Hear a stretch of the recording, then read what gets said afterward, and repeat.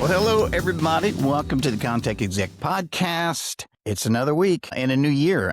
And that's when this is going to come out, even though we're recording in December. Eliot and I have decided we're just going to release this in January at some point. So if you're listening, thank you for being here. Eliot Wagonheim is my guest. Eliot, thanks for being here, man. Thanks for having me.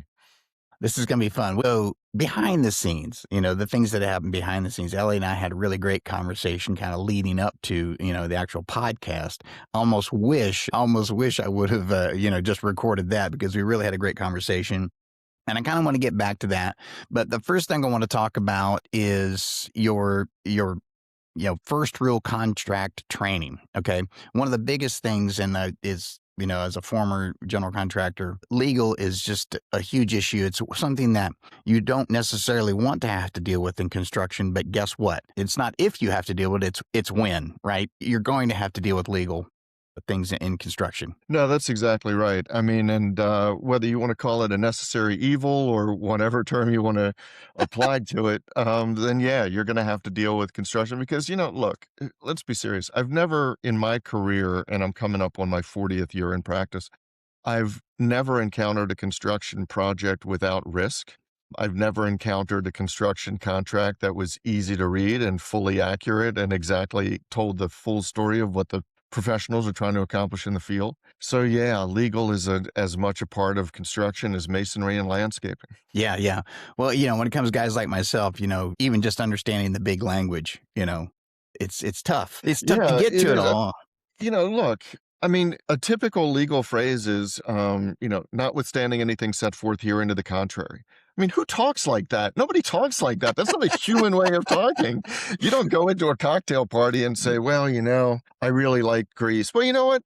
Notwithstanding anything set forth herein to the contrary, I liked Italy as well. Nobody says that, but the contracts do. And every construction professional that deals with contracts has to deal with these wide-ranging, confusing, and bloated provisions. Okay. So as a contractor or former contractor, those kind of things, why is that language there? Why do they use such, big language? Is it there because why? Why is it there? Because again, most contractors are simple speak. We're very pragmatic. Yep. And it's like, hey, here's the deal. Here's my handshake. I'm going to do what I told you. Yeah.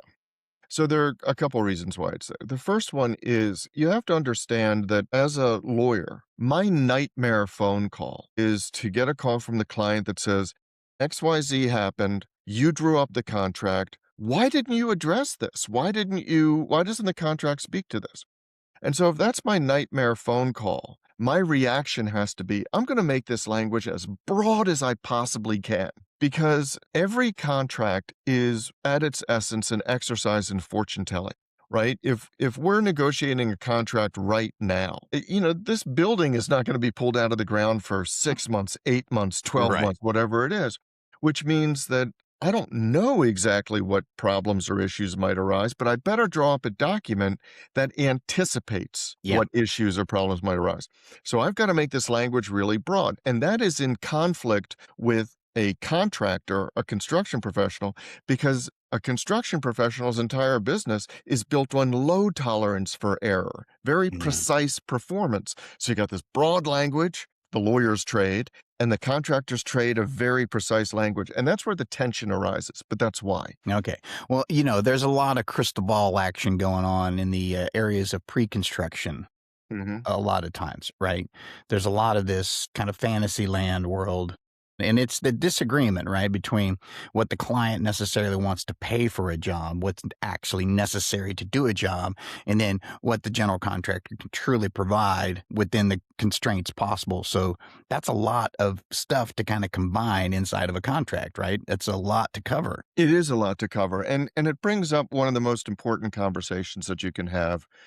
And that is, some general contractors, their gut reaction is going to be, well, look, we think this is going to cost $10 million and we get that the owner's budget is $8.5 million. And so we're going to say, no, we can't build the project for this because it's $8.5 million. It just doesn't get us there.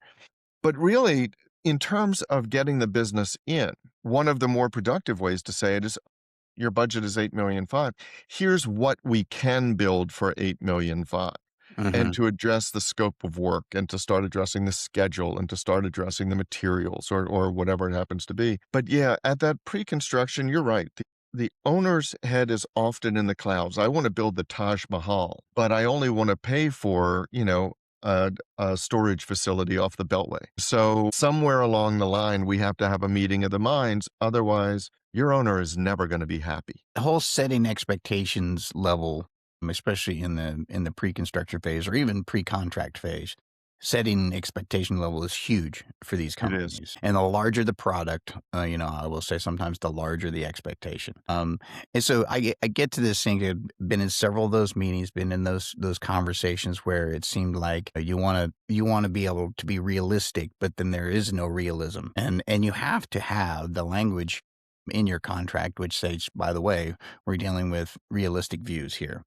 But I think the Yes. thing that we get into a lot of times, and it's happened to me before, been down there, where you get a 70% complete set of drawings.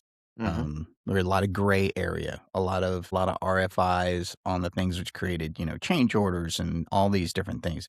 And so I think you get into that becomes messy because now you're already kind of in it, right? And that's where the Right. messiness comes from. No, you're absolutely right. It's this managing expectations piece that's so incredibly important, and the ability to very early on establish that you can work together in a collaborative fashion. And that often goes beyond the contract. It's into, well, how are we going to communicate? Because the drawings are not going to be 100% accurate.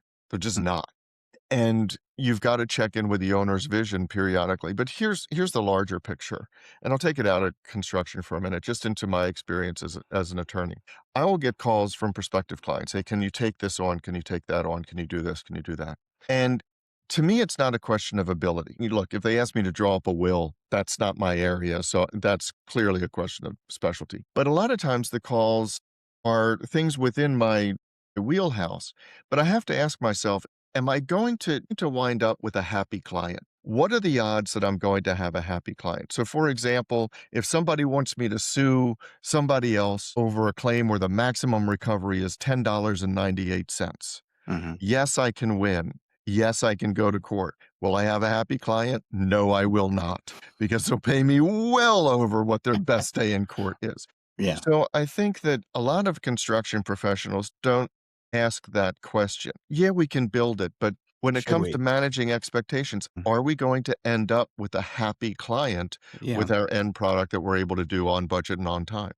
Well, so you hear from a lot of, and you'll see this in a lot of LinkedIn threads or, folks complaining about that the kind of lowest viable bidder, Hmm. right? All of a sudden, the client says, well, such and such said they can do it for this, and that kind of thing. Well, yes, you can go with that, but that I don't know that lowest viable bidder or that low bidder person and actually has that. Am I going to have a happy client in mind on the end of that deal? And I'm not saying we raise the prices for the sake of raising prices, but I'm saying let's be realistic, right? Because I've known several folks that have, for example, looked at $1 million job. And this Hmm. was a kind of a subcontractor deal, $1 million subcontract. But I knew this guy. I'm like, look, you don't have the facilities to handle that job. I know you're looking at those big dollars and you want to step into that next level, but you're not ready. And the only thing that's going to happen to you is you're going to end up in a lawsuit at the end of this thing, and nobody is going to be happy because you can't perform this work. And he just sat there and oh no, that's not going to happen. And I'm like, yeah, it's going to happen. And guess what happened? Exactly what I thought would happen. Ended up, couldn't finish the job, couldn't finish work, ended up in worst case situation than if he just would have said, yeah, that's a bit out of my wheelhouse. Yeah, it brings up such an important point because so many professionals in any area think, okay, I just have to understand the project. And your point is, which is 100% right, I couldn't agree with it more, is, well, first I have to understand what I can do. I have to understand my capabilities before I understand the project. And there are, I can't tell you how many conversations I've had over the course of my career where I would say that this particular matter, this particular thing, whatever it is, it's not something on which I can give you my best work. It doesn't allow me to do my best work, Mhm. or you're not going to be happy at the end of it. Now, maybe it's because I don't know, I need 17 lawyers to do this thing, right? I don't have 17 lawyers, Right. or you don't have the budget for that.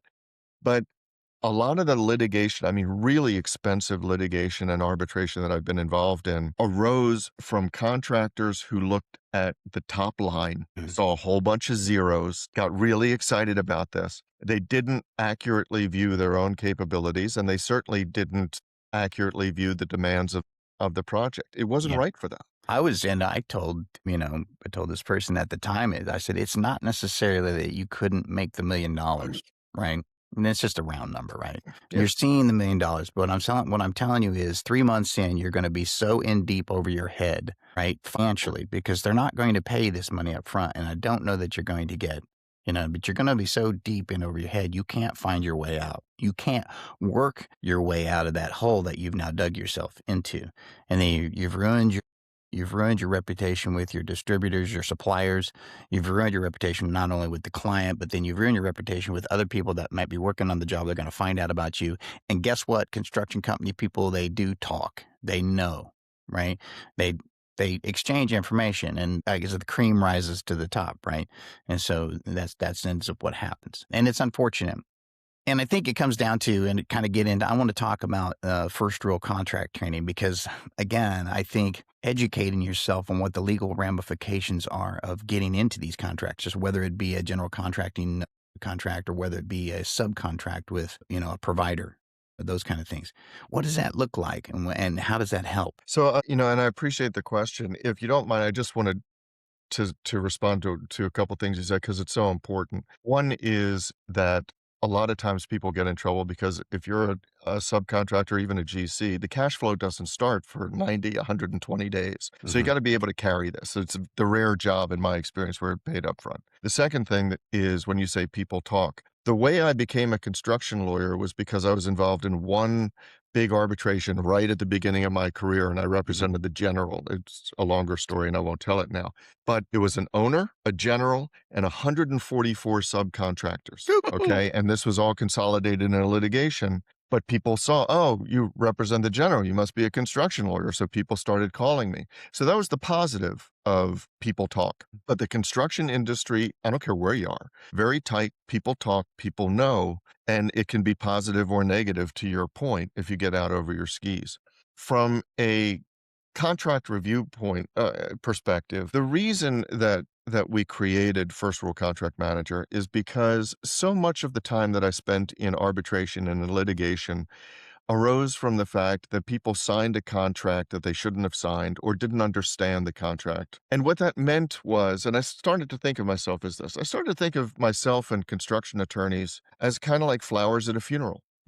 We always arrive just a little bit too late to do anybody any good. We're always there after the big event happens.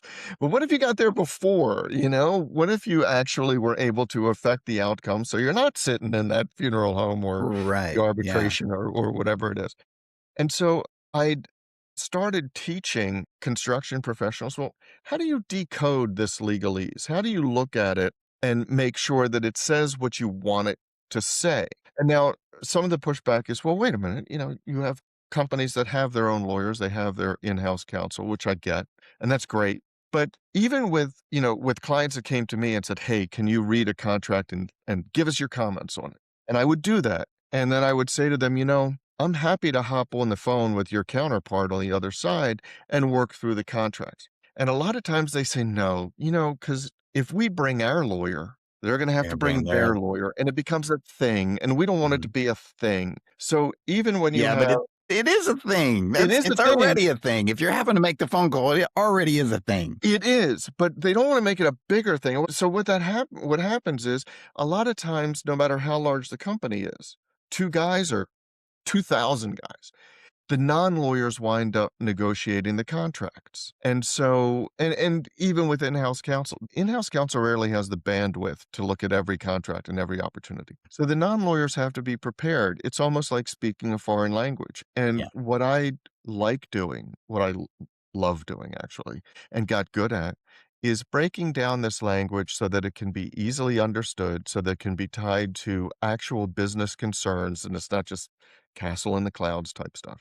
And I started teaching contracts, first just my clients, but then started putting courses online in 2018, and really started expanding from there. I speak all across the country in it. And then in 2022, started working with the team that's now First Rule to teach their AI. AI had come to a point where it Mhm. was far enough advanced that it could look for and understand and interpret construction contracts, and you could interrogate the AI, say, well, what is this liability? What happens if this? If I have a weather delay, can you draw up a notice? That sort of thing. And that's what we developed First Rule to do. And it's an arduous process. It takes a long time to train it, but that's what we did. That's fantastic because there's so many people out there that need that kind of help.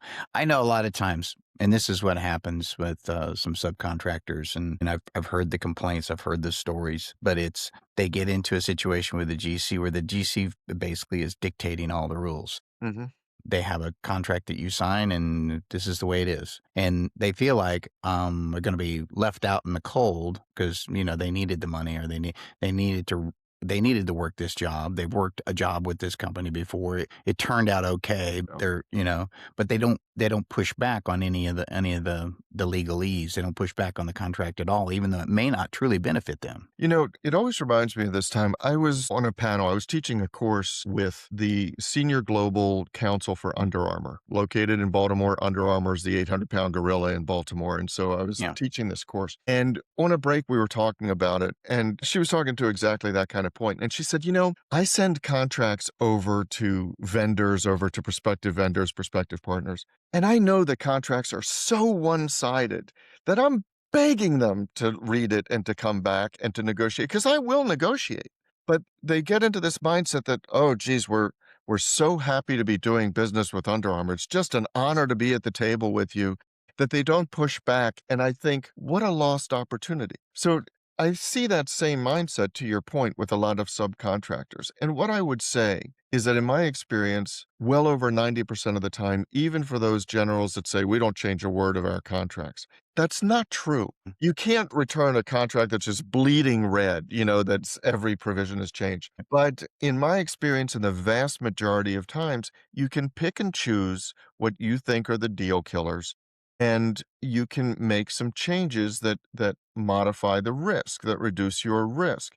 Because generally speaking, you do have leverage. They want to work with you. Mhm. It's not like contractors are fungible so that one is exactly like the other. And I don't Right. care if you walk away, I could swing a stick and hit a subcontractor just like you. Most of the generals I deal with don't think like that. They Well, and recognize they skill. really don't have that option They anymore. don't. They really don't. I mean, obviously, with the current labor shortages and those kind of things, yes, there's a lot of great subcontractors out there, but it's not necessarily, especially regionally, that you've got the ability to reach out to, 15 or so different ones to say, hey, look, we're really putting this out, because you may not want to work with some of those, right? Right, that's exactly right. I mean, when I think about, people always ask me, do you prefer, if you're in litigation, do you prefer to have no lawyer on the other side? And I said, no, I prefer to have a great lawyer on the other side, Yeah. because that's somebody who's educated. We can work out most problems. We know the difference between the small stuff and the big stuff. We can Yeah. really collaborate out of mutual respect and a desire to Yeah. really get the best solution for both of our clients. Same thing with contractors. Almost without exception, every general I talk to, they want a really good, skillful, educated subcontractor who understands what he or she is getting into, knows what has to be done. And when you find those people, yeah, you'll collaborate with them Mhm. to work out something that makes it advantageous for everyone to go into this project Yeah. together. Now, I believe it's my belief that, construction technology in itself, the digitization of the Mhm. data, right, is going to be kind of, I always call it the ticket to admittance in the next, I'll say, generation of construction, where the digital information that you're able to provide about your company, about your last works, or about, the project completion times, all those kind Mhm. of things, schedule, whatever. The digital ability to provide that information will give you that assurance that you're working with somebody who is not only savvy in their business practice, but also brings the receipts of this is what we've done. I can back it up. This is verified data. I think that is going to be, and like I said, I posted, I think this morning or at some point in this, when the Turners and the AE comms of the world start to wave their magic wand and say, oh, hey, by the way, if you're going to work on our jobs, we need this. Um, this kind of technology is going to be needed. Yeah, it absolutely will. And it's funny you mentioned Turner. Turner actually had called me in because they ran something called Subcontractor College. And their view was they wanted their subcontractors to understand exactly what they were signing. This is before AI.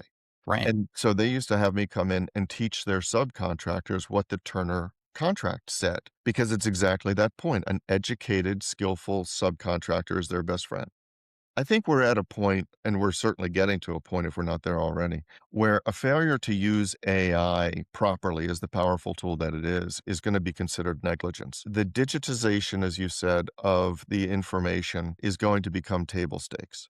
You have to understand it. And I'll tell you, going back a ways, my father, who was an attorney as well, my father used to get upset because he said, when I started, people would send me things via the postal service, and it would Yeah. take Mail. 2 days, and I'd figure out what I had to do, and I'd send them a written response, and that would take 2 days. And then the magic of the fax machine came around, and all Mm-hmm. of a sudden, it wasn't 2 days. They'd send me something, and they'd know I got it, and they wanted me to fax something back, and that might be just a couple hours. And then email came around. And with every technological development, there is a decrease in thinking time. That was his point of view. So you had to figure out, how can I get the same result but faster?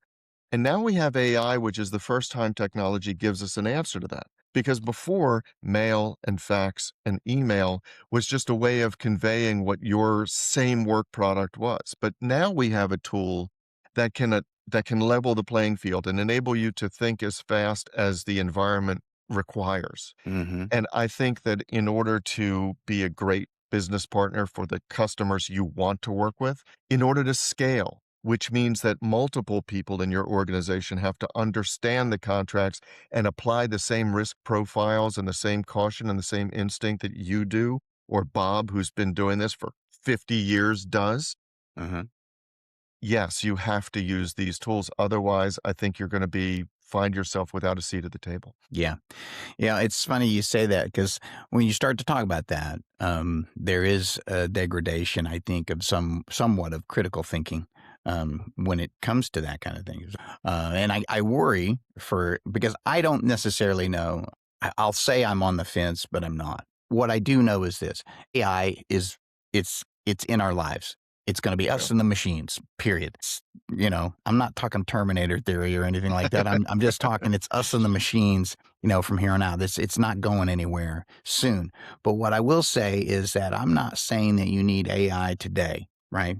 What I am saying is that you can probably develop, some Power BI analyzations of, your productivity, of your attendance, of your safety records, which will certainly do, but you got to get your data in order, and you've got to get your technology in order to get to that level, right? And then maybe it's an easier step into if you wanted to do some AI integrations, those types of things. But to your point with what you're doing with first row contract training, is you're educating yourself on what it means to be, on that side of the fence or this side of the fence. You're educating yourself, knowing what the possibilities are. So I really love this idea because I think one of the things that scared me the most, and it probably it frightens other people. Maybe they're new to the construction industry. They're trying to start something up. They're trying to get something going.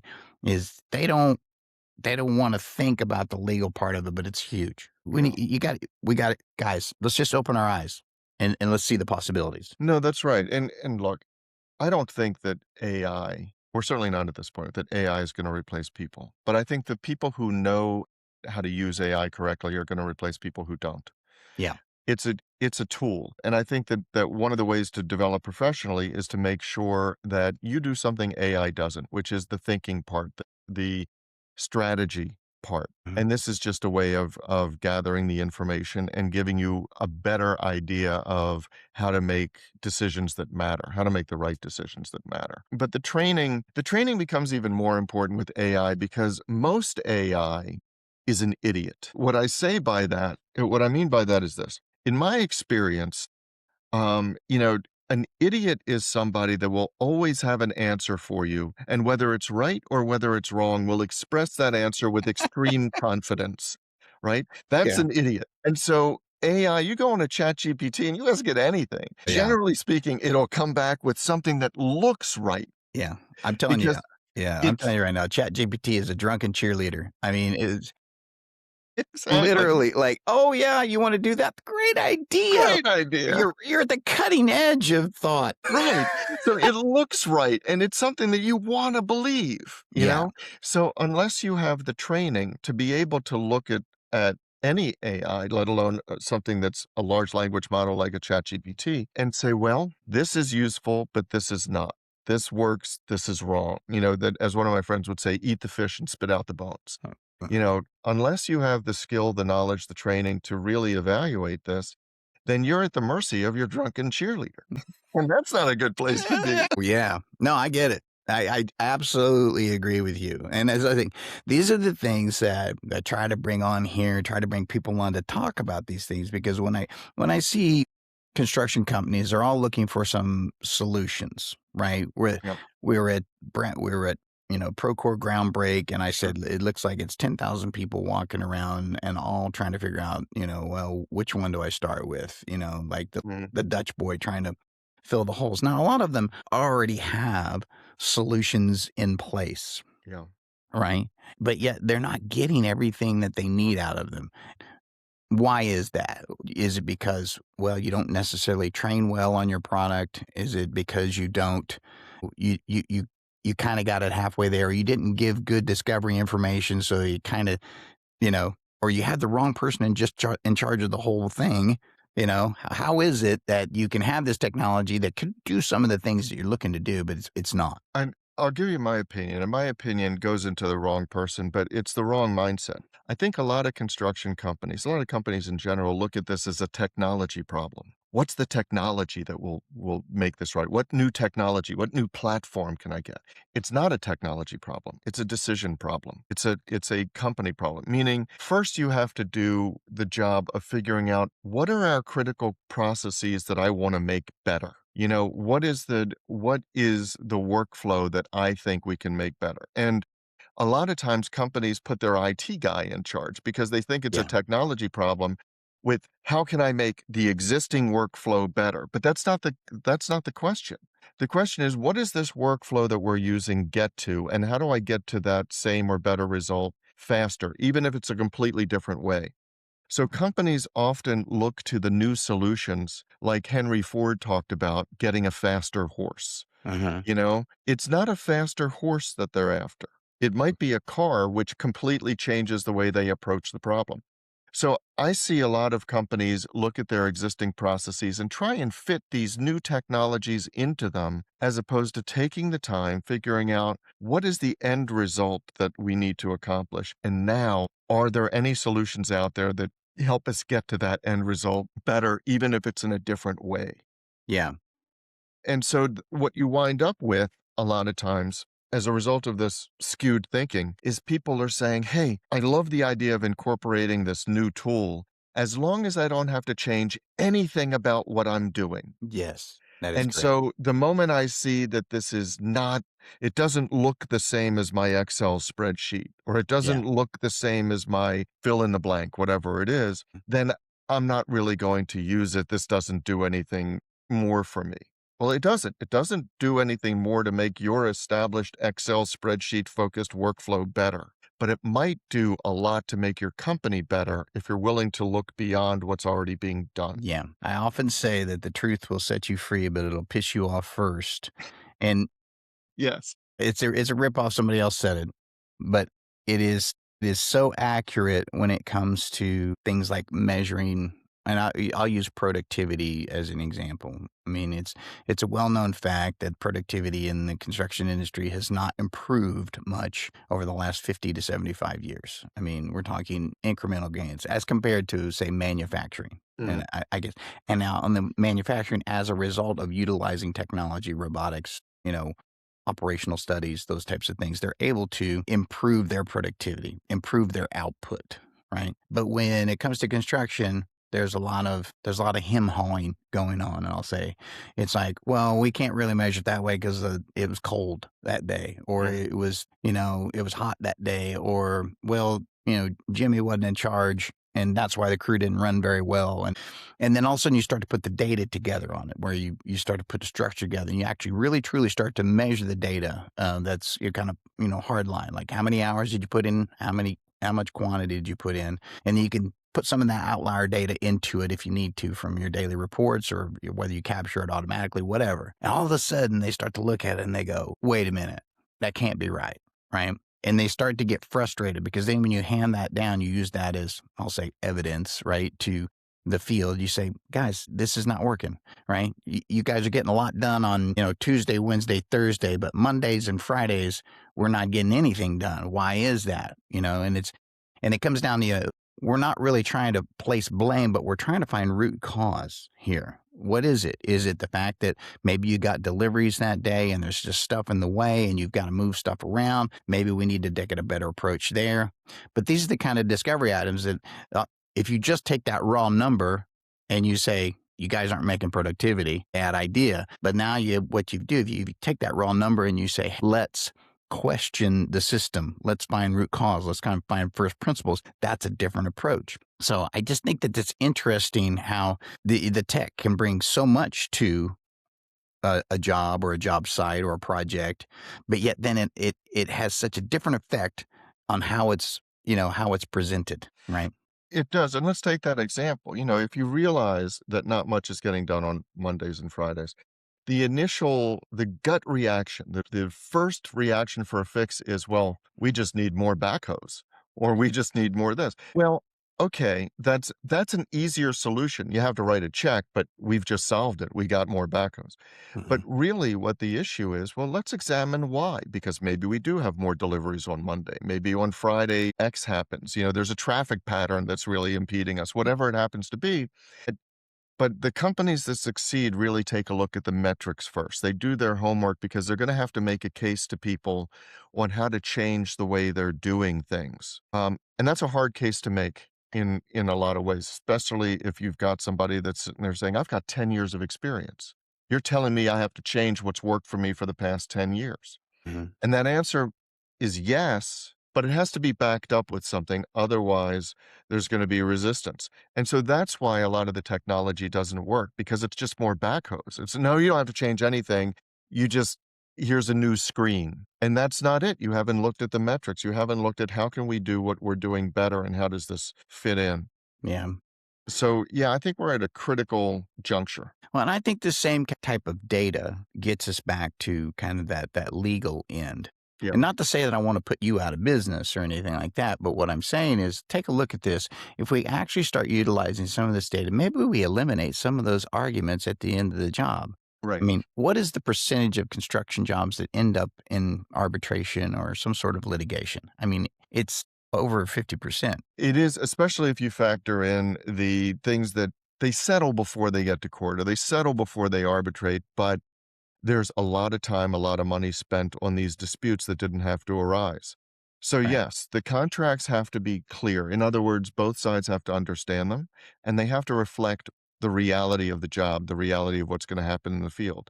That's why I talk about, avoiding what litigation is often is mountain climbing over molehills. I mean, you could really avoid these things, but you spend so much time going over them. But instead, if you actually, learn to survey the land and avoid the minefields, et cetera, before you start walking in, it does a lot better. And that's where the decision making comes in. That's where the collaboration, that's where the communication comes in. And all of that is what I teach in first rule training, because it's not enough to understand what the words on the page say. That's important, knowing what risk that conveys, but actually being able to talk about it and deal with that fortune-telling device that is the contract effectively is a matter of interpersonal communication. It's a matter of how to write what you need to write. It's a matter of how to interpret. It's a matter of how to persuade the other side that you're not trying to put one over on them. You're trying to collaborate to get what you both want, which is a successful job on time and on budget. And so, yeah, that's the human part. That's why we combined the AI with the training. And that's something that Only first rule does. Nobody else does that. Yeah. And I think that's interesting because good. It's like one thing to have AI, but it's another thing to have that training portion. It's to also have that human understanding. Kind of we touched on it earlier, which is you don't want a drunk idiot out there trying to, tell you, hey, by the way, everything that I'm telling you is correct because it sounds good, right? Right. You can't have that kind of trust in AI, especially right now. And I don't even know in the future because, again, I look at it this way. We're training AI models on human behavior, and human behavior has put us where we are today. Does that give you confidence? No, it doesn't. What gives me confidence in a functioning system, I don't care whether it's AI or whatever it is that it has competent people surrounding it, understand what it's doing and understand what its usefulness is. It's no different than having a really, really smart project engineer, come onto your job site just out of college or, just out of trade school, whatever, jumps onto your job site and man, is great. That kid can do anything, right? Super smart. But then, you tell him to go get the 4-foot level out of the glove box and, he's running out to the truck, right? It's one of the things you start to find little chinks in the armor and you have to check on these things. You have to, I'm going to say babysit, but you need to mentor. You need to train. And it goes both ways. You're not just mentoring the AI or this new project engineer. You're mentoring also yourself. You're learning as you go. You're learning more about people. You're learning more about the project. You're learning. And that's where I get worried, where people who start to use this technology as a crutch to say, hey, well, this is what we do. And because such and such, the AI said so. Those are the things that I worry about the most when it comes to this stuff. No, I agree. And to tell you where I am, my origins on this, and also talk about my age a little bit, I think one of the best models for this discussion is Star Trek, the original series. Here's why. Because they have one character, Spock, right? Logic driven. And this is the AI component. Yeah. Spock is logic driven, but the way that the Enterprise survived and got out of all of these predicaments is because they combined the logic with Kirk's instinct and impulsiveness and the human factor, where you're going to have exceptions. Yes, logic tells us this, but there are certain considerations we should make outside the logic. And it was that teamwork that actually propelled not only the series, but within the series propelled the survival and the mission. And I see that today because I don't know of a human endeavor that is solely ruled by logic. I know very few circumstances where it would be completely accurate to use the absolutes. Everyone, always, no one, never. Because there are very often exceptions. And it's the skilled people, the people with the training and the experience, so that your super bright kid also has his or her knowledge tempered by the real life and real world experience of dealing with human beings and unpredictability in nature and conditions and all that stuff. That's where your rock stars are, where you can combine it. The other problem is that there are very few construction projects with training wheels, where, what's the worst that can happen? I'll lose $20, right? No, Yeah. You've got huge risks. I lost $20,000 in a digit. So you've got to combine training and mentorship and the logic and the experience. And that's a hard recipe. And so one of the things that I love about First Rule is we're part of that. Yeah. We're not a complete solution. We are part of it. You have the mentors, you have companies that know themselves, you have the people in the C-suite that are not just divorced from what they do, but really take a hands-on approach and know what drives their version of excellence. And we provide the tools to help disseminate that throughout the organization. So it's definitely a team effort. Yeah. And I love that. I love the Star Trek reference. I think that's fantastic because it's true. There's not a lot of logic. It doesn't seem like there's a lot of logic on a construction site sometimes because I guarantee you with some of the characters I used to work with, I mean, I always knew who to give what to, right? Don't give it to Danny because he might have been drinking this weekend. It's not probably a good idea. He's a little hungover on a Monday. But you see what I'm saying? It's AI is not going to know that for you. It's not going to be able to, it doesn't have intuition, right? Correct. And we certainly need intuition on these jobs. We certainly need, I'll call it tribal knowledge of, man, we need to approach this a little bit differently. We may not need 3 guys on this. maybe we only need two, and then here's how you do it, right? Right, and it's in addition to that, which is a huge part of it, it's also dealing with the human beings on the other side. Hmm. To understand the care and feeding of this person because human beings are different. They react to things differently. They react positively and negatively. And so, a lot of times in my workshops, what I ask people to do as an exercise is picture a person that you really, if you could clone them to be on your team, you would clone them. And then write a bullet point list of what are the qualities that lead you to that conclusion. And then on the other side, picture somebody where you're like, geez, if that person were assigned to my team, I would want to resign in a heartbeat. I just can't stand working with them. And when you get that bullet point, a lot of times what comes up is, oh, well, they're never wrong. At least they think they're never wrong. And they don't leave room for other people's opinions. And they talk down to me and they think they're the authority on everything. Okay. Even if they were correct, nobody wants to work with them. And so it's a very troublesome environment. But they're not correct. So if you just relied on that super smart kid or just on the AI, you're relying on the embodiment of somebody you personally would never want to work with. You have to combine the human and the data. Yeah, you have to. So speaking of that, point of entry is always a big deal. I wanted to talk about, first of all, how to get in contact with first rule contract training. I want to know there are levels to it, right? Yes.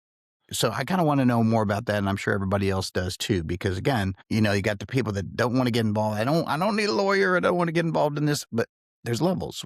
We need to talk about that. So we started out first rule with what's known as mastery, and that's an enterprise-wide product. Everybody in your organization can use it. You upload contracts. It reads and analyzes over 100 terms. It has over 200 training videos involved in it. It integrates with anything you can name. It has an open API. We were at Groundbreak too with Procore. So it integrates with Procore and Trimble and anything you want it to integrate with. And it's an enterprise-wide product, and that's great. It works really well. We've gotten a lot of enthusiastic responses because it disseminates all the contract and project risk and intelligence, and you can interrogate the AI.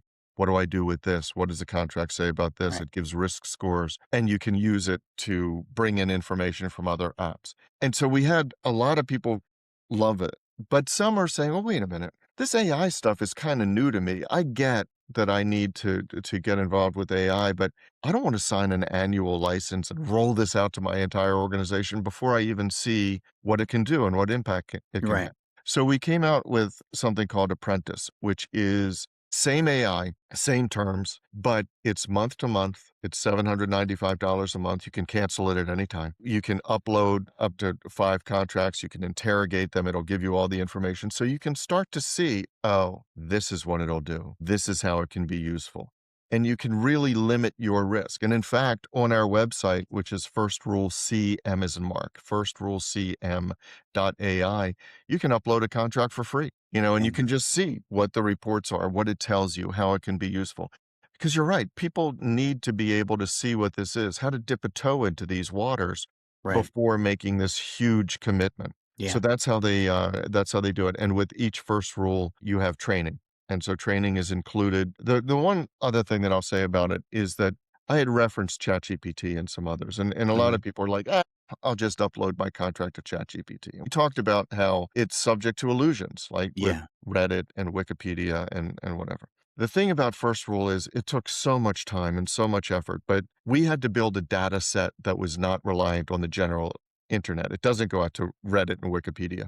That's right. We had to train it and to look at and use only our data set. So it's only construction and only contracts and only the personas we want, subcontractor or general contractor. So it'll speak to you as a general or sub or whatever you are, but it's a limited data set, meaning that it's limited just to the construction industry and it doesn't go out. Your data is protected. It's only yours. It's secure. It's confidential. And that took a lot of time and it's behind the scenes. Right. But both of our products use the same AI that is construction industry specific, but one allows you complete control enterprise wide and one is month to month. I'm going to tell you, man, I think it's fantastic. And quite honestly, ConTech Exec fans and followers out there, go give this a look and reach out to Eliot if you need to, ask questions, those kind of things. Again, look, y'all, what was it, $7.95 a month, something like that. 795. Look, at $7.95 a month, that's cheap at twice the price. I'll tell you, because I've been there. And if you're out there and you're struggling with some stuff, this is a product that you need to familiarize yourself with, period. You can't take the legal side of construction lightly.